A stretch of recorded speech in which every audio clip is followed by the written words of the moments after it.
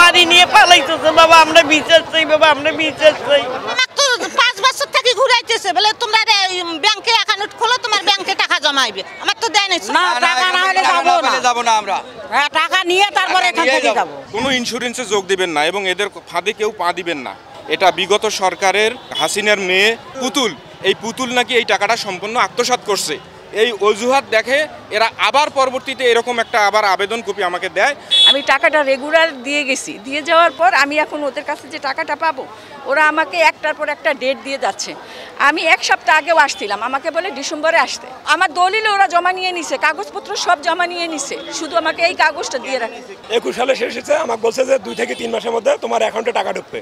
সে টাকা এখন পর্যন্ত পাইতেছি না। যাই কয় কি যাবে 2-4 মাসের মধ্যে যাবে 6 মাসের মধ্যে যাবে। এইভাবে বলতে বলতে কয় কি টাকা একজন মারি দিছে। আমার টাকা পাইছে, আমরা মারি নিয়ে আমাকে 4 বছর থেকে শোধ হয়ে গেছে। 5 বছর কথা 10 বছর চলাইছে, 12 বছর চলাচ্ছি। 12 বছরের পরে বাবা একটি মনে করেন যে 4 বছর গেল, 12 বছরে 4 বছর কয় বছর হয়?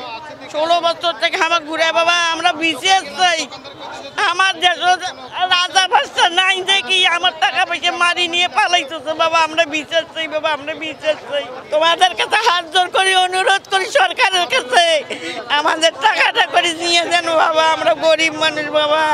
আমরা এটা করছি 1,30,000 টাকা আমরা পাবো। সেই 1,30,000 টাকা উনি আমার না দিয়া দিনের পর দিন ঘুরাচ্ছে। ঘুরানোর পরে আজকে ওনারা পলায় চলে যেতে লাগছে। খবর পায় চলে আসছি সবাই। এখন আমাদের টাকা আমাদের বুঝা দিলে আমরা চলে যাব, না দিলে আমরা আন্দোলন করতেই থাকবো। কেন বসে আছি করে আমাদের টাকা আমাকে না দিয়ে অফিসে যে পালানো শুরু করে দিয়েছে। এখন আমার টাকা যতক্ষণ আমাকে এখানে বুঝিয়ে দেন ততক্ষণ আমি রাস্তার আন্দোলন করব। এই যে দেখতেছি সব নিয়ে যাচ্ছে, অফিস চলে যাচ্ছে, তাই এখন ওই খবর শুনে তো চলে আসলাম। আমরা তো আমাকে তো 5 বছর থেকে ঘুরাইতেছে বলে তোমরা ব্যাংকে অ্যাকাউন্ট খোলো, তোমার ব্যাংকে টাকা জমাইবে। আমার তো দেয় নাই। 36,000 টাকা খালি আমাকে বোনাস দিয়েছে। আর কইছে বলে ব্যাংকে তোমরা অ্যাকাউন্ট খুলুন, তোমার এখানে আইসা নেবে। ব্যাংকে তো আমার তো অ্যাকাউন্ট খোলাই আছে, বাকি আইসা লাগবে না, তোরা জান তোমার হইবে। ডাবল ধামাকা অফার, ওয়ালটন ট্যাবলেট পাওয়া যাচ্ছে নতুন ছাড়কৃত মূল্যে। ফারিশত আমরা টাকা জমাইছি, 10 বছর ডিপিএস চালাইছি। 21 সালে শেষ হয়েছে। আমাকে বলছে যে 2 থেকে 3 মাসের মধ্যে তোমার অ্যাকাউন্টে টাকা ঢুকবে। জনতা ব্যাংকে অ্যাকাউন্ট খুলছি, সে টাকা এখন পর্যন্ত পাইতেছি না। যাই কয় কি যাবে 2-4 মাসের মধ্যে যাবে 6 মাসের মধ্যে যাবে। এইভাবে বলতে বলতে কয় কি টাকা একজন মারি দিছে। পরে এখন এইভাবে ঘুরতে ঘুরতে 5 বছর হয়ে গেল। এখন কালকে রাতে 3টার সময় মালামাল নিয়ে পালে যেতে ধরছিল। পরে আশপাশে সব লোকজন আটক করছে। আটক করার পরে আমরা সকাল থেকে এখানে দাবি নিয়ে রাখছি, হ্যাঁ আমাদের সবার অ্যাকাউন্ট খোলা আছে, আমাদের অ্যাকাউন্টে টাকা দিবে, তারপর আমরা যাব। তার আগে আমরা যাব না।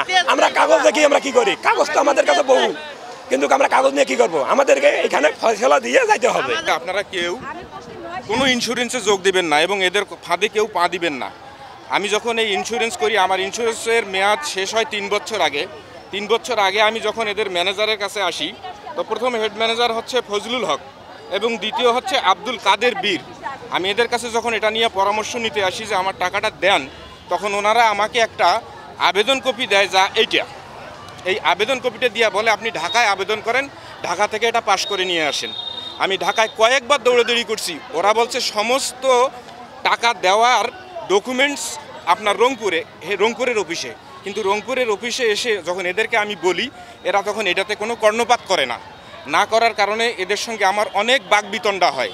তারপর বলে এরা আমাদের হাতে কিছু নাই, এটা বিগত সরকারের হাসিনার মেয়ে পুতুল, এই পুতুল নাকি এই টাকাটা সম্পূর্ণ আত্মসাৎ করছে। এই অজুহাত দেখে এরা আবার পরবর্তীতে এরকম একটা আবার আবেদন কপি আমাকে দেয়। আমি আবার ঢাকায় যাই। এরকম 8 থেকে 10 বার রিটার্ন আসার পরেও এদের কাছে আমি কোনো সুরাহা পাই নাই। ওখান থেকে বলে এখানকার কথা আর এখান থেকে বলে ওখানকার কথা। তার মানে আমার 3 লাখ টাকা মূল টাকা আছে। 10 বছর থাকি যখন বিমা শোধ হয়ে গেছে তখন 4 বছর থাকি হাঁটতেছি। আমরা আজকে তারিখ দেয়, কালকে তারিখ দেয়, টাকা আর পাই না। তারিখে ওনাদের শেষ হয় না। প্রায় 29,000 গ্রাহক টাকা পায় এই রংপুর, গাইবান্ধা, কুড়িগ্রাম, লালমনিরহাট। টাকার পরিমাণ 137 কোটি প্লাস এটা পাবে। কোম্পানি পর্যায়ক্রমে দেবে। আর গত 20 তারিখে মিটিং হয়েছে, আমরা গেছিলাম। 20 তারিখে রিপোর্টটা নিয়ে আসছি।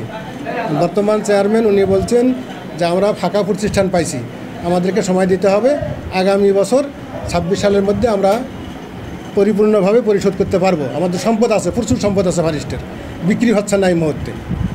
এই মুহূর্তে বড় পার্টি নাই, রংপুরেও আছে। হ্যাঁ, এই মুহূর্তে বড় পার্টি আসতেছে না, টাকা বের করতেছে না এই মুহূর্তে। মালামাল একটাও যাবে না এখান থেকে এবং সরকারকে আমরা জানাচ্ছি, বুঝতে পারছেন। টাকার